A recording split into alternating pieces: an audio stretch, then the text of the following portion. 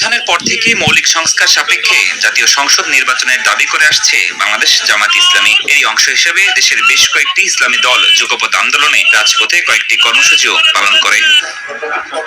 মঙ্গলবার রাজধানীর মগবাজারে সমসাময়িক রাজনীতি নিয়ে নিজেদের অবস্থান তুলে ধরে বাংলাদেশ জামাত ইসলামী। এ সময় আয়োজিত সংবাদ সম্মেলনে দলটির সেক্রেটারি জেনারেল মিয়া গোলাম পরোয়ার বলেন, জুলাই জাতীয় সনদের ভিত্তিতে হতে হবে ফেব্রুয়ারির নির্বাচন। এই লক্ষ্যে 5 দফা দাবি নিয়ে 11 দিন ব্যাপী কর্মসূচি ঘোষণা করে দলটি। বর্তমান সরকারের উচিত অবিলম্বে জনগণের 5 দফা মেনে নিয়ে জুলাই জাতীয় সনদের ভিত্তিতে আগামী ফেব্রুয়ারিতে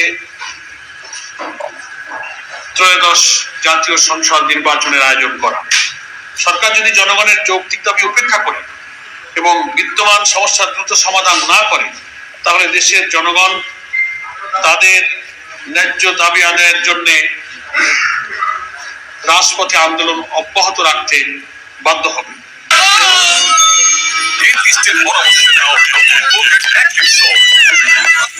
সংবাদ সম্মেলনে হুঁশিয়ার উচ্চারণ করে বলা হয় যে আকাঙ্ক্ষাকে সামনে রেখে জুলাই আন্দোলন হয়েছিল, সেই আকাঙ্ক্ষার ভিত্তিতে পরিচালিত হবে বাংলাদেশ। অন্যথায় জনগণকে সঙ্গে নিয়ে রাজপথে আন্দোলন চালিয়ে যাবে বাংলাদেশ জামাত ইসলামী। আমরা তো কোনো দলের দিকে তাকিয়ে পিয়ারের দাবি করিনি। আমরা 90-91টি দেশে পৃথিবীতে পিয়ার পদ্ধতি চালু আছে।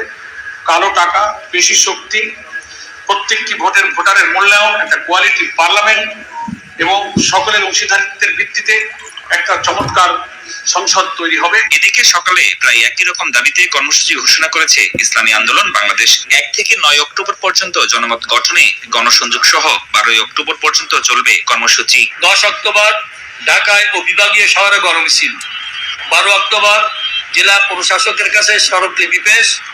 দেশের অন্যতম প্রধান হিন্দু ধর্মাবলম্বীদের দুর্গা উৎসবের কারণে প্রথম দিকে রাজপথের কোনো কর্মসূচি দেখা হয় নাই। জুলাই সনদ বাস্তবায়নের উপর জোর দিয়ে মাঠে থাকার ঘোষণা দিয়েছে ইসলামী দলগুলো।